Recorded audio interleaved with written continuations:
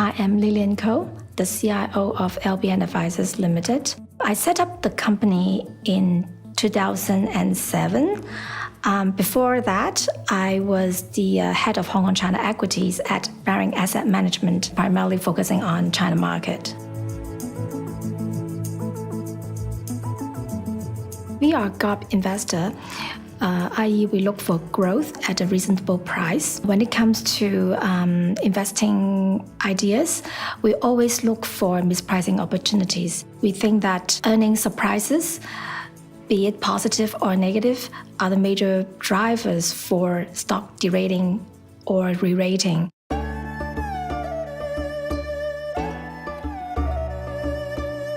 I think where we were different from the benchmark last year was the fact that we were very overweight in the IT sector, i.e. mainly the handset component manufacturers, and they actually did very well last year.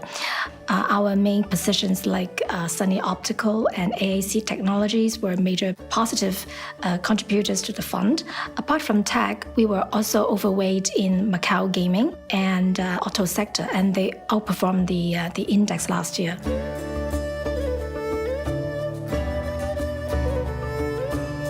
We were underweight financials last year, but within the financial sector, we were overweight China properties, but we had zero weighting in the Chinese banks. I think the increase in weighting this year is more to do with our increase in the Chinese banks, which increased from 0% to over 5% this year. The reason why we increased banks is that they are cheap, trading at below 1x book, with decent dividend yields, and we believe the asset quality of banks is actually improving with the stable economy.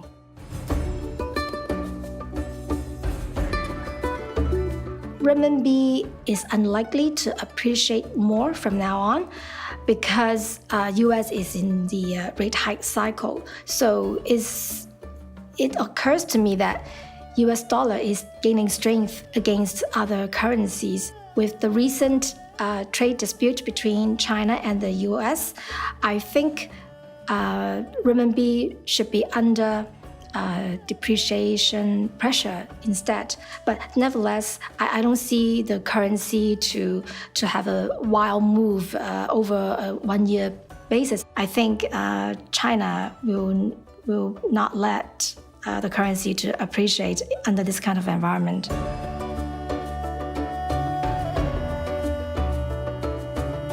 We are overweight consumer discretionary. In fact, this has been a core investment theme in the fund in the last few years, and it remains the same in the next 12 months at least. We see rising affluence of the Chinese consumers and the emergence of middle-income class in China. These are very powerful force for domestic consumption in China. And of course, the consumption upgrade trend is also another reason that makes us excited about investing in consumer discretionary.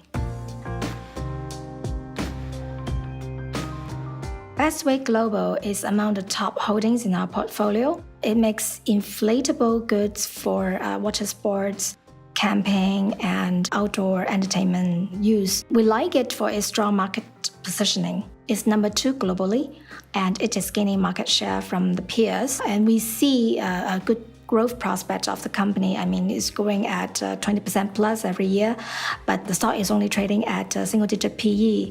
So we think the stock is mispriced.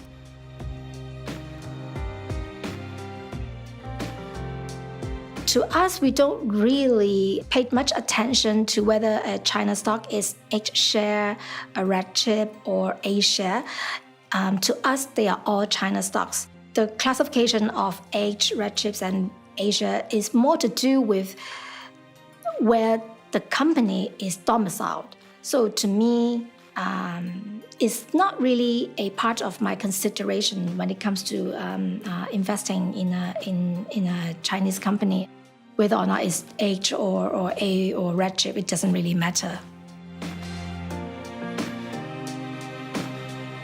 A share was added to MSCI indices, but so far the representation is still quite small because of the free float constraint. We do see A share representation in the MSCI indices to increase over time, but we think it is going to take years for that to happen. It is not something that we expect a big jump in the representation in 1 year's time. You probably are talking about a 5-year horizon, but the bread and butter of where we invest in is really on stocks listed in Hong Kong. At the moment, we don't have big exposure to A shares, and whether or not our exposure to A share will increase over time will really have to do with whether or not we find good stocks, not based on how big A shares are represented in the indices.